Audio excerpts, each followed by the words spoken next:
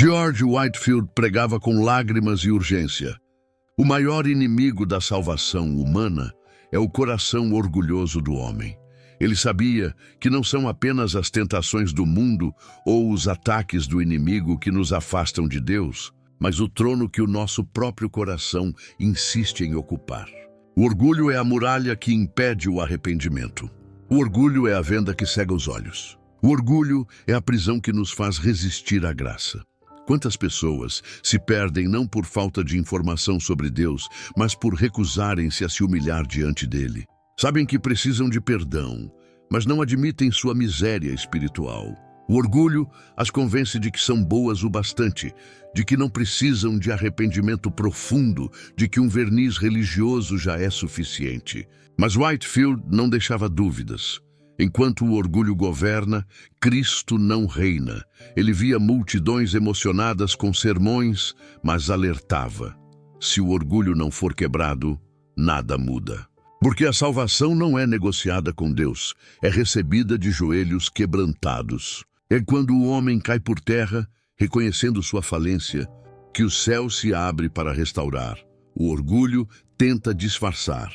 Eu tenho fé, eu conheço a Bíblia, eu sou diferente dos outros, mas a cruz nos confronta com a verdade. Não há diferença. Todos pecaram. Todos carecem da glória de Deus. Todos precisam se humilhar diante do Cordeiro. O Evangelho não é exaltado para os fortes, é graça para os quebrantados. Por isso Whitefield pregava tão direto. O maior inimigo da sua salvação não é o diabo, é o seu orgulho. Porque enquanto você se agarra a si mesmo, nunca poderá se agarrar a Cristo. Enquanto você insiste em provar que é capaz, nunca experimentará o poder de quem já fez tudo na cruz. A salvação começa quando o orgulho termina. E a vida verdadeira começa quando o coração se curva diante do Senhor. Essa é a mensagem que queima como fogo até hoje. Deus resiste aos soberbos, mas dá graça aos humildes. George Whitefield conhecia o coração humano. Ele pregava não para massagear consciências, mas para expor a raiz do pecado que aprisiona. Por isso, ele não tinha medo de dizer que o maior inimigo da salvação não é algo externo, mas interno: o orgulho. O orgulho é sorrateiro. Ele pode se esconder até em práticas religiosas. O homem pode ajoelhar-se para orar, mas com o coração exaltado. Pode cantar louvores, mas buscando reconhecimento. Pode até pregar sermões, mas desejando glória própria. Whitefield alertava: o orgulho é capaz de vestir a capa da religião e ainda assim ser o maior obstáculo entre nós e Deus. E como o orgulho se manifesta? Ele aparece quando pensamos que somos bons o bastante. Quando acreditamos que nossas obras podem nos justificar. Quando olhamos para os outros e nos comparamos, achando que estamos em melhor posição.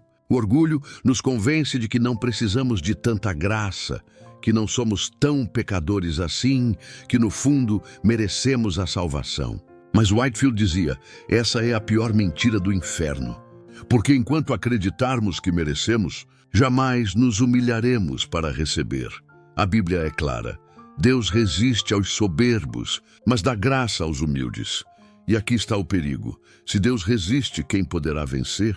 Não é o diabo resistindo, não são os homens resistindo, é o próprio Deus se levantando contra os orgulhosos. E Whitefield pregava com lágrimas: não há muro mais alto entre você e o céu do que o orgulho que insiste em permanecer de pé. Ele observava como as multidões ficavam impactadas com a pregação. Choravam, se emocionavam, mas logo depois o orgulho sussurrava: você está bem, você não precisa mudar. Você já é diferente dos demais. E assim, a semente da palavra era sufocada, não pelo barulho do mundo, mas pelo coração que não quis se humilhar. O orgulho nos impede de confessar pecados. Ele nos convence a escondê-los, a justificá-los, a disfarçá-los. Ele diz: não é tão grave. Outros fazem pior. E assim a alma permanece acorrentada. Whitefield clamava: enquanto o pecado não for exposto na luz, não haverá perdão. Enquanto houver orgulho para encobrir, não haverá sangue para limpar. mas havia uma promessa em sua pregação. Quando o homem se humilha, Deus se aproxima. Quando o pecador cai de joelhos, o céu se abre. Quando o orgulho é despedaçado, a graça se derrama. Whitefield via isso acontecer em seus sermões. Homens fortes chorando como crianças, mulheres altivas clamando por misericórdia, jovens arrogantes sendo quebrantados pelo Espírito. Porque a palavra atravessava o orgulho e revelava a necessidade desesperada por Cristo. E aqui está a verdade que ainda ecoa hoje. Ninguém entra no reino de Deus de cabeça erguida. Todos entram de joelhos. Não existe porta para os soberbos, só para os humildes. Não existe trono para o ego, só para Cristo. Não existe salvação sem rendição. Talvez esse seja o problema da nossa geração. Estamos cercados por mensagens que exaltam o eu, que alimentam a vaidade, que reforçam a autoestima, mas pouco se fala sobre quebrantamento, confissão, humilhação diante de Deus. Whitefield gritaria hoje como gritava no século XVIII. O orgulho é o veneno da alma e a humildade é o único antídoto. E como vencer o orgulho? Não é pela força, porque o próprio esforço pode se tornar orgulho. Não é pelo conhecimento, porque até o saber pode inflar. Só existe uma forma: olhar para a cruz. Porque na cruz não há espaço para a exaltação humana. A cruz revela quem realmente somos, pecadores indignos que precisavam que o Filho de Deus derramasse sangue para nos salvar. Quando você contempla a cruz, não há lugar para vanglória. Você entende que nada do que você fez ou fará poderia merecer o amor de Deus. É tudo graça, é tudo dom gratuito. E é nesse lugar de quebrantamento que o orgulho perde sua força. Whitefield pregava que a cruz é o martelo que despedaça o coração altivo e o transforma em coração quebrantado. Ele mesmo pregava isso até a exaustão, até perder a voz, até cair de joelhos de tanto clamar. Porque sabia que só a humildade abre espaço para o Espírito. Só a humildade abre a porta para a fé verdadeira. Só a humildade permite que Cristo reine. E o que dizer de nós hoje? Será que ainda carregamos o mesmo veneno? Será que ainda estamos presos ao mesmo inimigo invisível? Quantas vezes rejeitamos uma correção porque o orgulho não aceita admitir erro?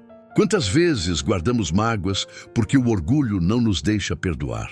Quantas vezes perdemos a presença de Deus porque o orgulho nos faz acreditar que podemos caminhar sozinhos? George Whitefield diria hoje, como disse a multidões, o maior inimigo da sua salvação não está lá fora, está dentro de você, é o seu orgulho. E até que ele morra, você não viverá. Mas essa é também a maior esperança. Quando o orgulho é crucificado, a graça floresce. Quando o homem cai, Deus o levanta. Quando a soberba é quebrada, o Espírito Santo enche o coração. Portanto, a mensagem não é apenas de condenação, mas de convite. O mesmo Deus que resiste ao soberbo é o que se aproxima do humilde. O mesmo Deus que fecha a porta ao orgulhoso é o que abre os céus ao quebrantado. O mesmo Deus que derruba o altivo é o que ergue o arrependido. A pergunta que Whitefield deixaria para nós é: você já se curvou diante de Deus de verdade? Ou ainda tenta segurar as rédeas, esconder seus pecados, proteger seu ego? O orgulho pode até manter você de pé por um tempo, mas só a humildade o manterá de pé na eternidade.